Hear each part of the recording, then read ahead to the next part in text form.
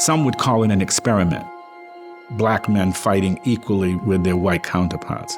But these men felt it was much more than that. It was for the future of mankind and the future of the black race.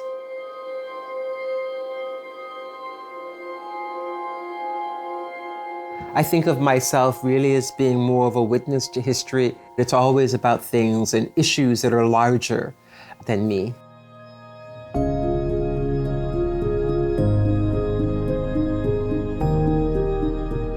My name is Carl Cruz, and I'm the great-great-grandnephew of Sergeant William H. Carney.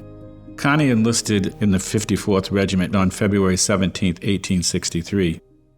On July 18th, they would fight the battle that we now know as Fort Wagner. Carney was the first African American to get the Medal of Honor.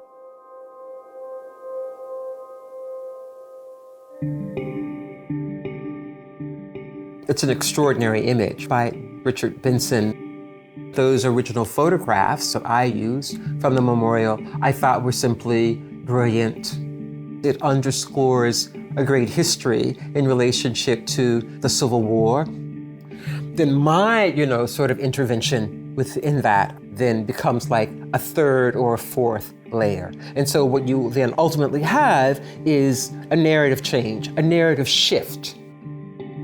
When we look at the monument, it's a powerful image to see those proud faces, those strong men moving forward.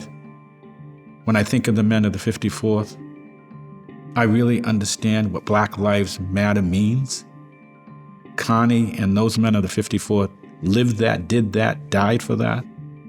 The unfortunate thing is that the saga continues. We would think that by now we would have overcome that. How do we get out of this thing that we're in? How do we deal with George Floyd? How do we deal with all of these protests, right? And that's one of the reasons that this work is going into your space, to foreground that there is another narrative, that there is another history that needs to be unpacked, that needs to be understood.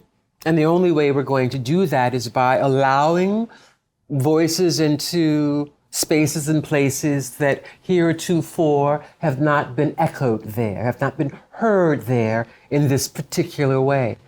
And so all of these institutions are looking at that. And as his daughter said, my daddy therefore did not die in vain. And hopefully by telling these stories and having these conversations and not forgetting these stories, that we will at some point truly overcome. We won't just have to say those words, we will live those words.